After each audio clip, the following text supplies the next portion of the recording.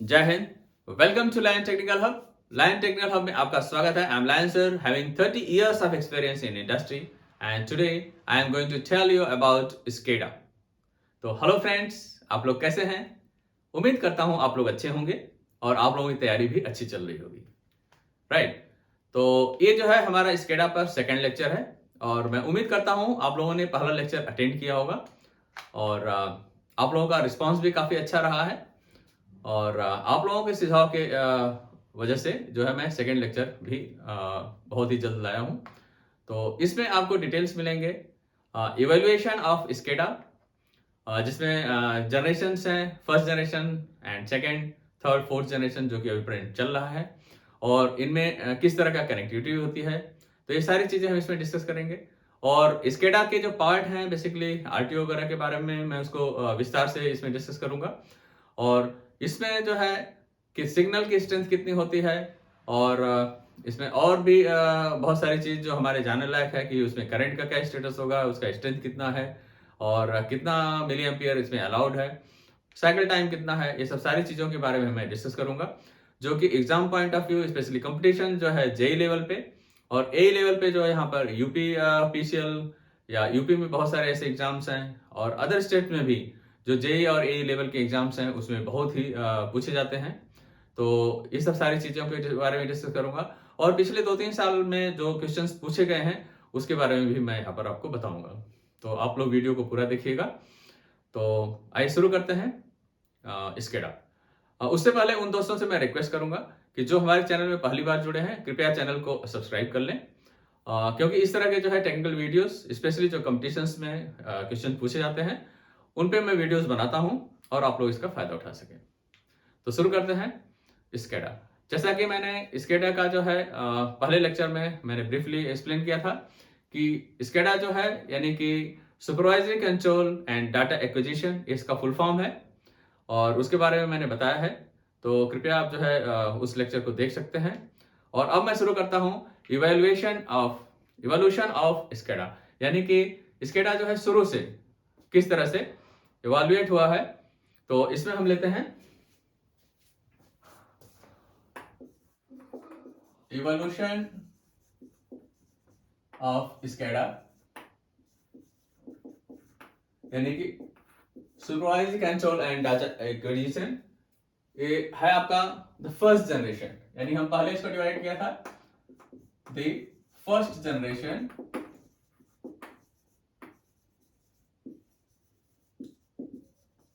SCADA.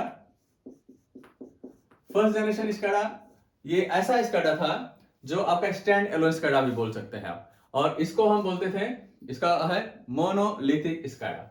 इसको हम जानते थे मोनोलिथिक स्काडा। मोनोलिथिक स्काडा यानी हम इसको इसमें डिवाइड कर सकते हैं, यानी हम इसको पहले बोलते थे monolithic SCADA, this is first generation SCADA, right.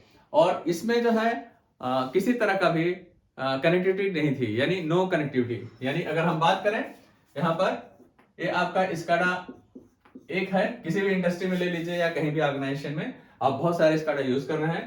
तो स्काडा 1 है आपका सपोज, और यहां पर आपका जो है स्काडा 2 है। तो स्काडा 1 और स्काडा 2 में यहां पर कोई अगर कनेक्शन हो सकता है तो इसकी हम बात करें तो यहां पर है नो कनेक्टिविटी। आप बोल सकते हैं नो कनेक्टिविटी। तो नो कनेक्टिविटी यानी एक दूसरे से कनेक्ट नहीं हो सकते थे। ये स्टैंड एलोन, जैसे कंप्यूटर्स होते हैं अलग अलग में आप यूज कर सकते हैं, वो स्टैंड अलोन कंप्यूटर बोले जाते हैं। तो ऐसे स्केडा भी है स्टैंड अलोन स्केडा।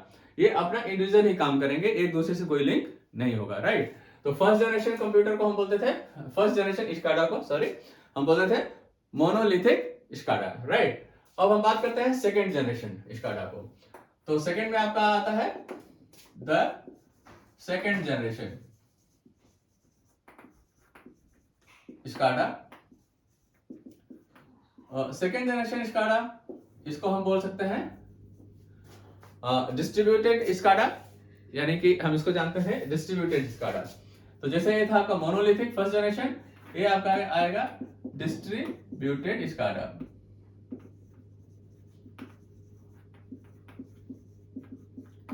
तो ये है आपका डिस्ट्रीब्यूटेड स्काडा यानी कि सेकेंड जनरेशन स्काडा। ये आपके एग्जाम्स में भी पूछा जाता है, तो आप इसको बहुत ध्यान से समझिएगा कि सेकेंड जो है जनरेशन का स्काडा है ये आपका है डिस्ट्रीब्यूटेड स्काडा। और इसमें जो है अगर आप बात करें कि जो स्काडा है आपका, सपोज आपका एक स्काडा यहां पर है, स्काडा 1 है, दूसरा स्काडा 2 यहां पर है आपका, स्काडा 2। तो इनके बीच में जो कनेक्टिविटी है यहां पर थी, फर्स्ट में नो कनेक्टिविटी, बस इसमें कनेक्टिविटी होती है। कनेक्टिविटी किसके थ्रू होती है? लैन, यानी आपका कनेक्टिविटी हो जाएगी कनेक्टिविटी थ्रू लैन, LAN। लैन क्या है? यह है आपका लोकल एरिया नेटवर्क। तो लोकल एरिया नेटवर्क यानी इसके थ्रू आपकी कनेक्टिविटी होती है। ये आपका सेकंड जनरेशन स्काडा में, यानी आप बोल सकते हैं इसको डिस्ट्रीब्यूटेड स्काडा, राइट। तो अब हम आपको बताते हैं थर्ड जनरेशन स्काडा। यहां पर आपकी हो जाएगी third generation SCADA. Third generation SCADA यानी कि थर्ड जनरेशन स्काडा को हम बोलते हैं SCADA with standard protocol. SCADA with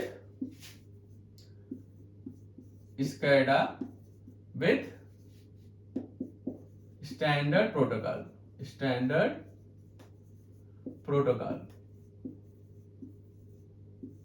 right. तो स्काडा विथ स्टैंडर्ड प्रोटोकॉल ये आपका हो गया थर्ड जनरेशन स्काडा।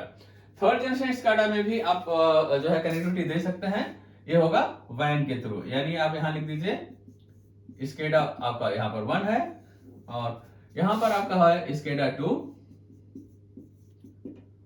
या बहुत सारे ऐसे स्काडा हो सकते हैं। तो इनको जो आप कनेक्ट करेंगे, यहां पर जो कनेक्टिविटी होगी, यहां कनेक्टिविटी होगी आपके थ्रू वैन, WAN। वैन क्या है? यह है आपका वाइड एरिया नेटवर्क। आप बोल सकते हैं वाइड एरिया नेटवर्क, राइट। ये आपका हो गया थर्ड जनरेशन स्काडा यानी स्काडा विथ स्टैंडर्ड प्रोटोकॉल। अगर हम फोर्थ जनरेशन की बात करें तो फोर्थ जनरेशन आपका है द फोर्थ जनरेशन स्काडा। तो फोर्थ जनरेशन स्काडा या आप इसको बोल सकते हैं नेटवर्क ऑफ थिंग्स। तो नेटवर्क ऑफ थिंग्स यानी कि इसका नाम ही है नेटवर्क ऑफ थिंग्स, यानी फोर्थ जनरेशन स्काडा जो कि प्रेजेंट में अभी चल रहा है, इसको बोलते हैं नेटवर्क ऑफ थिंग्स। और इसकी कनेक्टिविटी क्या है? Through internet. कनेक्टिविटी क्या है? Through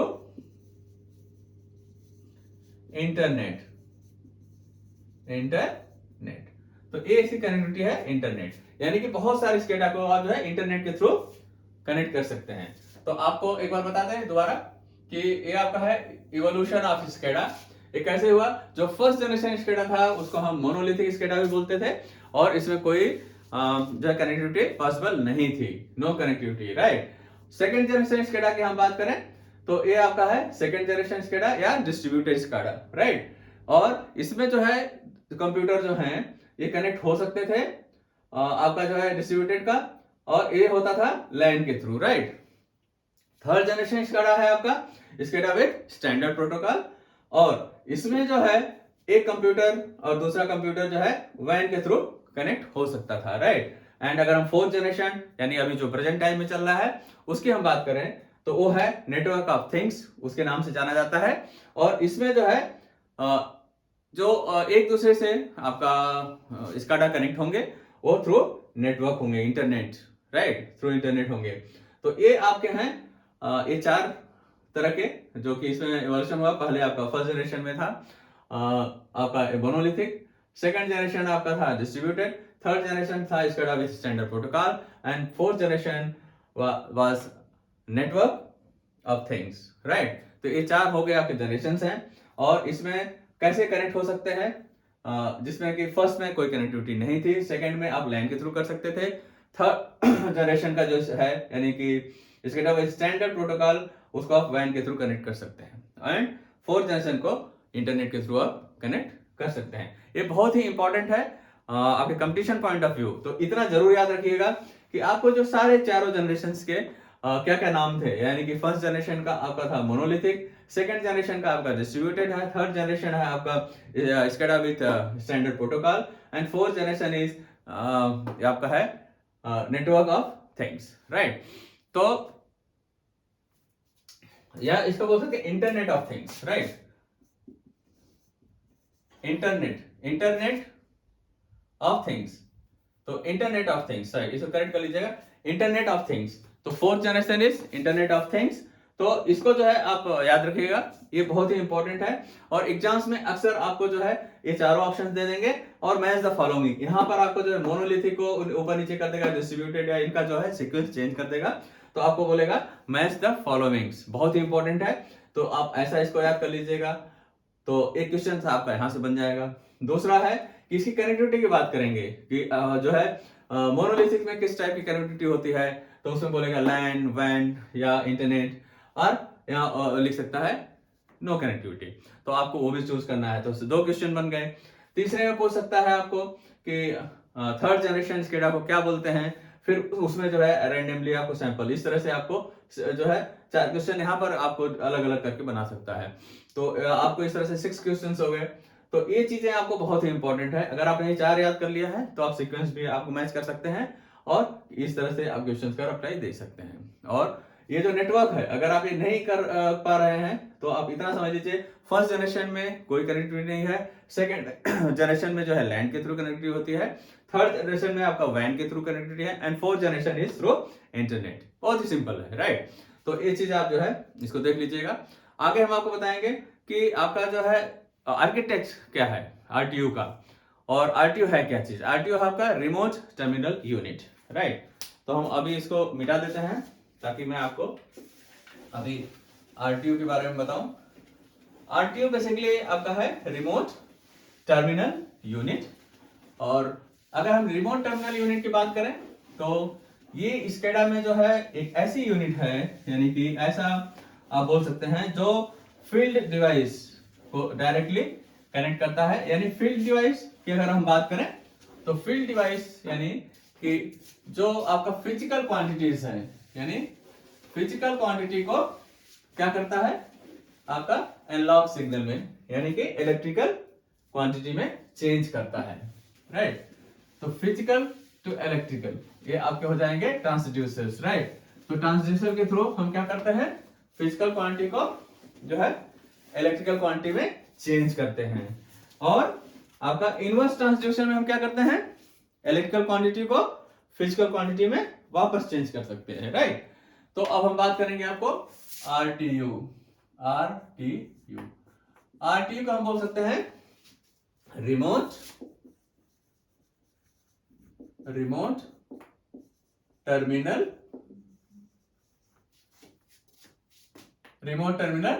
unit. तो ये आपका है RTU। तो रिमोट टर्मिनल यूनिट है ये आपका यहां पर। और अगर हम इसके आर्किटेक्ट की बात करें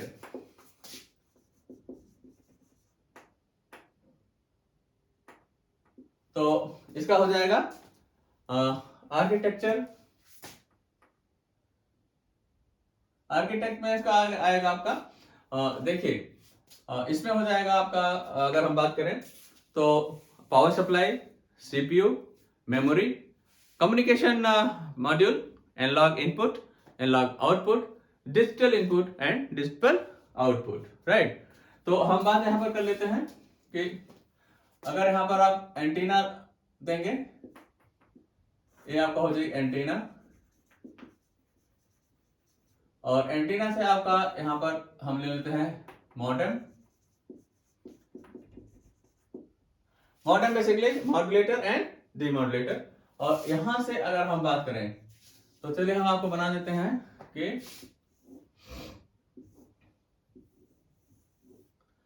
ये आपकी हो जाएगी पावर सप्लाई, और ये हम आपको मॉड्यूल बना रहे हैं, जस्ट एक ब्लॉक आपको समझने के लिए ताकि आप आसानी से समझ पाओ। यहाँ पर हो जाएगा CPU, और हम और बना लेते हैं CPU। यहाँ पर हो जाएगी मेमोरी, मेमोरी में आपका हो जाएगा रैम एंड रोम। आप जानते हैं मेमोरी में RAM and ROM. And then आपका आएगा थर्ड, फोर्थ हो जाएगा मॉड्यूल कम्युनिकेशन,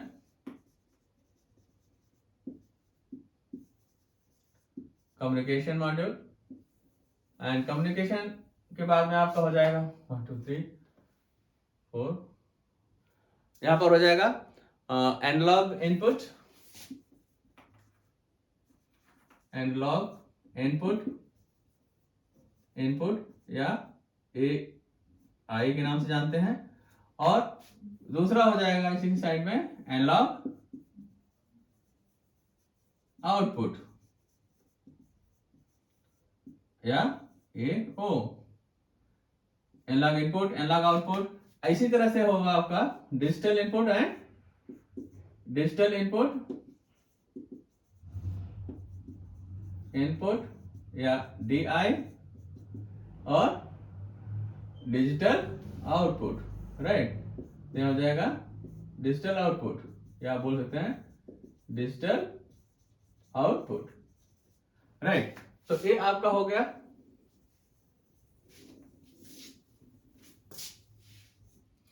अब देखिए ये आपके मॉड्यूल हो गए।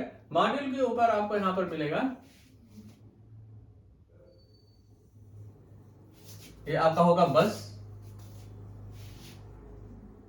और ये जो सारे आपके बस से कनेक्टेड होंगे और हैंड शेक जो है दोनों तरफ करेंगे, राइट। ये जो एरो दिखाता है कि यहां से सिग्नल हैंड शेक कर देगा, यानी बोथ वे कम्युनिकेशन है, राइट। तो ये हमने बना दिया आपका बस, और इस पे है हमारा ये कम्युनिकेशन के लिए है, राइट। ये हो गया आपका BUS, ये बस है, और ये आपका यहाँ भी आपका कनेक्टेड होगा। तो हम जो है आपको जस्ट एक मॉड्यूल बना दे रहे हैं जो हमारा कैसे सिग्नल जो है पास करता है, और यहां से ही आपका एक कनेक्ट होता है IED यानी इंटेलिजेंट इलेक्ट्रॉनिक डिवाइस, राइट। और यहां से दूसरा आपका है ये फील्ड है, आपका फील्ड डेटा को हो जाता है। और ऐसे कई जगह पर आपका बोल सकते हैं फील्ड डिवाइस, आप बोल दीजिए इसको, ये है आपका फील्ड डिवाइस से कनेक्टेड होते हैं, राइट। तो आपका ये फील्ड डिवाइस है, ठीक है।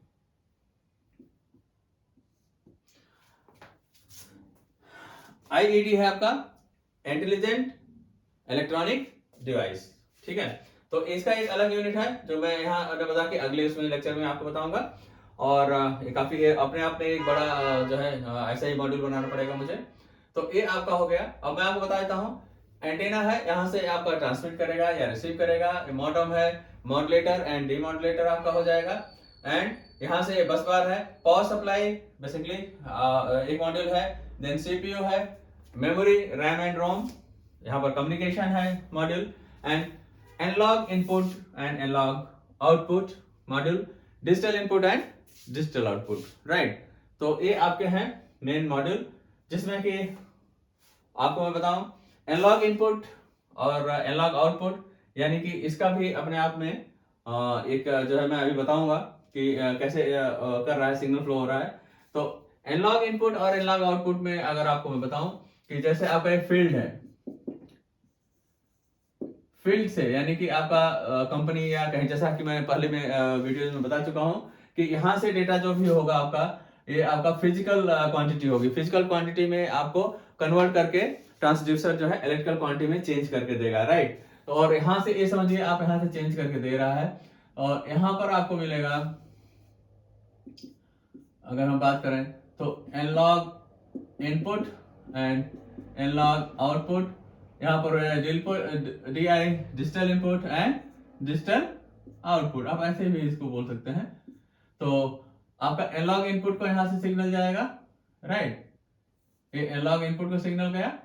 एनालॉग इनपुट इसको क्या करेगा, देन फर्दर इसको कन्वर्ट करके आपका एनालॉग टू डिजिटल कन्वर्टर में जाएगा। एनालॉग टू, यहाँ पर हम ADC बोल सकते हैं, यानी एनालॉग टू डिजिटल कन्वर्टर। और इसको क्या करेगा, डिजिटल फॉर्म में कन्वर्ट करके देन फर्दर किसको देगा, ये आपको देगा प्रोग्राम, यानी हमने जो प्रोग्राम बनाए हुए हैं, राइट, ये प्रोग्राम को जाएगा एंड प्रोग्राम फर्दर उसको प्रोसेस करके उस इनपुट को, और जो भी उसका आउटपुट देना है बेस्ड ऑन दिस प्रोग्राम, ये यहाँ से आउटपुट देगा। और आउटपुट हमारा यहाँ से मिलेगा आपको ये एनालॉग आउटपुट को, और एनालॉग आउटपुट यहाँ से ये वापस फील्ड को, यानी कि जो फील्ड में चेंजेस लाने हैं या भी जो फेच करना है ऑर्डर्स जो हमें प्रोग्राम से मिलेगा वो इसमें जाएगा। तो यानी इसका फ्लो प्रोसेस बहुत ही सिंपल है।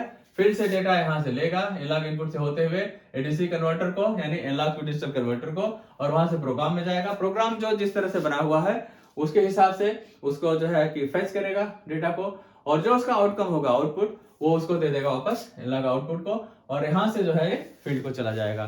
तो ये सब सारे चेंजेस ऑटोमेटिकली होते रहते हैं बेस्ड ऑन और प्रोग्राम्स, जो मैंने प्रोग्राम यानी हम लोगों ने बना रखे हैं इस SCADA में, राइट। तो ये आपका एक सिंपल ब्लॉक डायग्राम है, और आपने यहाँ पर देख लिया कि आपका एंटीना के थ्रू मॉडेम और कैसे पूरा कंट्रोल हो रहा है, फील्ड से डेटा कैसे ले रहा है। IIT इसमें लगा हुआ है इंटेलिजेंट इलेक्ट्रॉनिक डिवाइस, जो है अपने आप में एक बड़ा वो है। तो मैं इसको अगले टॉपिक में लूंगा, ये किस तरह से जो है डेटा को लेता है और कैसे जो है उसकी सेफ्टी और कब ऑन करना है ऑफ करना है, वो सारी चीजें जो है मैनेज करता है। तो इसके बारे में मैं डिटेल से बताऊंगा। तो मैं उम्मीद करता हूं कि आपके समझ में आ गया होगा। अब मैं आपको बताऊंगा कि एनालॉग इनपुट में क्या क्या आता है। तो एनालॉग इनपुट में आपका आएगा जो क्वांटिटी, यानी कि एनालॉगस वैल्यू को कर रही है। जैसे इसमें हमारा हो जाएगा सैंपल होल्ड एंड जिसको कि हम ADC को दे रहे हैं, देन आपका इंटरफेस आएगा। तो ये सारी चीजें जो है एनालॉग इनपुट सिग्नल्स हैं। और इसमें आपका एक चीज और बता दूं कि इसमें रेजोल्यूशन की अगर हम बात करें तो रेजोल्यूशन हमारा होता है यहाँ पर, चलिए मैं यहाँ पर ही लिख देता हूं। यहाँ पर हमारा होता है रेजोल्यूशन हमारा होता है यहाँ 8 to 12 बिट्स का। ये बहुत ही इंपॉर्टेंट है, याद रखिएगा। यानी कि हमारा ये जो है डिजिटल इनपुट का जो हम यूज कर रहे हैं, इसका रेजोल्यूशन होगा हमारा 8 to 12 बिट्स। और इसमें अगर हम बात करें करंट रेंज हमारा होगा, यानी कि करंट का होगा range 4 milliampere to 10 milliampere, right.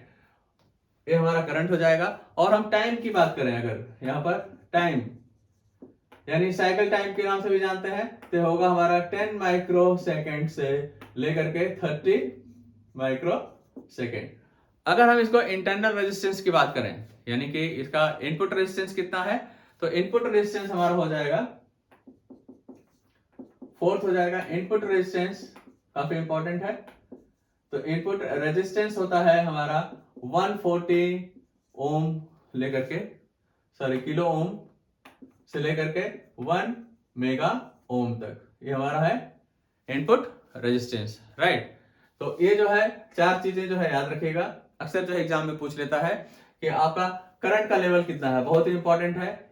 तो आप बता पाएंगे कि हमारा इसमें एनालॉग इनपुट में जो है करंट का वैल्यू है 4 मिली एम्पियर से लेकर के 10 मिली एम्पियर, और साइकिल टाइम है आपका 10 माइक्रो सेकेंड से 30 माइक्रो सेकेंड, राइट। इसी तरह से हमारा जो है एनालॉग आउटपुट की अगर हम बात करें, तो आउटपुट में भी हमारा जो है सेम टाइमिंग है। यानी कि अगर हम आउटपुट की बात करें तो भी आपका जो है रेजोल्यूशन है 8 to 12 बिट्स का है, एंड करंट आपका 4 मिली एम्पियर से 10 मिली एम्पियर है।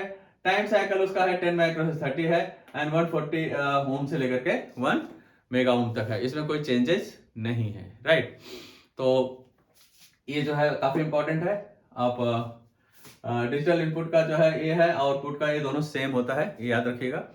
और इसमें जो है अगर हम उसकी बात करें कि आपका कितना हम जो है एनालॉग इनपुट इसमें दे सकते हैं, तो एनालॉग इनपुट हम इसमें दे सकते हैं, एनालॉग इनपुट टोटल 8, 16 एंड 32 जो है हम इसमें दे सकते हैं।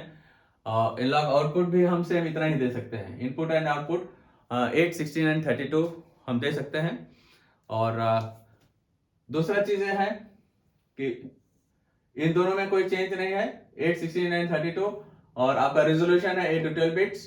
करंट आपका 4 मिली एम्पियर से लेके 10 मिली एम्पियर है, एंड साइकिल टाइम आपका है 10 माइक्रोसेकंड से 30 माइक्रोसेकंड। ये काफ़ी इंपॉर्टेंट है, और ये कंपटीशन पॉइंट ऑफ व्यू जो है जरूरी है, आप लोग इसको याद कर लीजिएगा। और कुछ जो है क्वेश्चंस पूछे गए थे कि फर्स्ट टाइम स्केडा को हम किस नाम से जानते हैं, या फर्स्ट टाइम स्केडा कहाँ पर यूज हुआ था। तो मैं आपको बता दूं, फर्स्ट टाइम स्केडा जो था वो वेदर फोरकास्टिंग के लिए यूज किया गया था, राइट। ये जो है आपके यूपीसीएल में 2021 में पूछा गया था। और इसी तरह से second generation SCADA was known as distributed SCADA, ऐसा एक क्वेश्चन भी आया था। और मेन कंपोनेंट ऑफ स्केडा कौन कौन से हैं, तो उसमें ऑप्शन था ABC ऐसा करके, जिसमें था कि communication, PLC, RTU and all. तो इसमें जो है सभी है, कम्युनिकेशन, PLC एंड RTU, ये स्केडा के पार्ट हैं। तो ये चारों जो है सही हैं, तो ऑल को आपको टिक करना था, राइट। और third generation SCADA connectivity was through, तो WAN होता है, WAN, यानी वाइड एरिया नेटवर्क। ये 4-5 क्वेश्चन जो मैंने डिस्कस किया, ये ऑलरेडी जो है कि पिछले 2021 में और 19 में पूछे गए थे। तो इस तरह से ये आपको बहुत ही इंपॉर्टेंट टॉपिक है जो मैंने अभी कवर किया है, इसको आप लोग देख लीजिएगा। एक बार आप जो है कि अगर समझ में नहीं आया है तो वीडियो को रिवर्स करके देख लीजिएगा, और मैं उम्मीद करता हूँ आपको इसका काफ़ी फायदा मिलेगा। अगर हमारा वीडियो आपको अच्छा लगा है तो वीडियो को लाइक करें, शेयर करें और सब्सक्राइब अवश्य कर लें। मिलते हैं अगले वीडियो में। जय हिंद।